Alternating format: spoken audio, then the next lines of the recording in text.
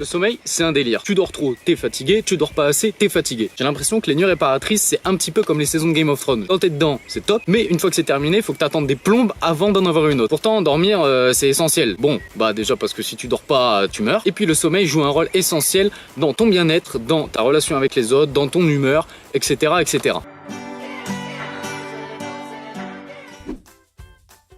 Je le répéterai jamais assez, mais faire une activité physique, c'est vital. Pour une grande majorité d'entre nous, on passe nos journées le cul vissé sur une chaise à fixer un écran. On se déplace en voiture ou en transport en commun pour la plupart, ce qui fait que nos activités physiques sont grandement réduites. Une demi-heure à 1 heure d'activité physique par jour va vous permettre d'épuiser votre corps et donc de favoriser votre sommeil. Mais attention, il faut éviter que cette activité physique soit faite juste avant de dormir, parce que quand vous faites une activité physique, votre taux d'endorphine ou d'adrénaline, il monte en flèche. En gros, votre corps, il est chaud patate et du coup, il va mettre beaucoup plus de temps à mettre les potards à zéro et à retrouver un rythme normal. Donc si vous voulez pas vous retrouver en mode Jean-Michel excité dans votre lit à minuit, 1h, 3h du matin, faites une activité physique plutôt le matin.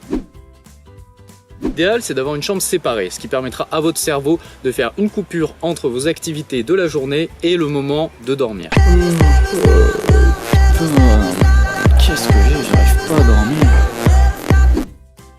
Un estomac blindé peut vous empêcher de trouver le sommeil. Beaucoup de spécialistes du coup préconisent de faire un repas un petit peu plus léger le soir, ce qui permet à votre estomac d'avoir moins de travail, de se reposer, tranquille. Aussi, je vous préconise d'éviter tout ce qui est caféine, théine et vitamine C après 15-16 heures. Vous risquez d'être un petit peu...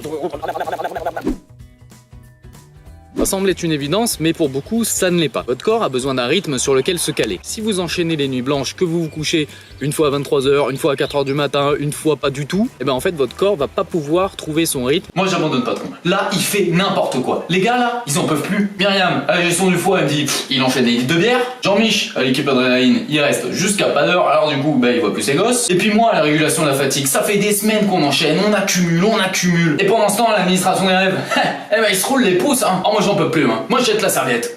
Quoi? Oui l'éponge, c'est pareil, on s'en fout. A l'inverse, trop dormir, c'est pas bon non plus. On s'est tous levés un jour, après 12 heures de sommeil, genre avec un mal de crâne pas possible, à se traîner toute la journée comme une vieille serpillière.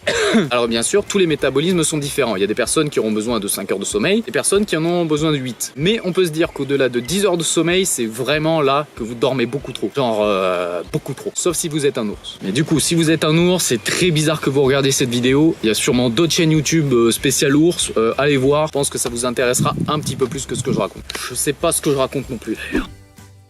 Du coup, les experts recommandent de sortir de votre lit et de faire une activité. Ça peut être la lecture, ça peut être écouter de la musique, tant que c'est relaxant et que la lumière n'est pas trop forte. Puis, retournez vous coucher quand vous sentez que vous êtes vraiment fatigué. Toutes les choses essentielles pour notre santé, le sommeil est sûrement le plus bafoué, le plus délaissé. Perte de temps pour les uns, stress pour les autres. Le manque de sommeil peut entraîner vraiment beaucoup de choses négatives dans notre vie que j'ai déjà citées. Mauvaise humeur, angoisse, fatigue, douleur. Le truc, c'est qu'on va pas forcément chercher dans le sommeil la solution à tous ces problèmes. Pensez-y, si vous êtes dans cette situation, que votre sommeil est un peu irrégulier, que vous enchaînez parfois les nuits blanches, que vous vous couchez à n'importe quelle heure, apprenez à prendre soin de votre sommeil. Je vous jure que vous ne le regretterez pas et qu'à aucun moment vous ne perdrez votre temps. Je vous laisse là pour cette vidéo, vous m'avez beaucoup manqué. Et n'oubliez pas, vous êtes capable de l'impossible.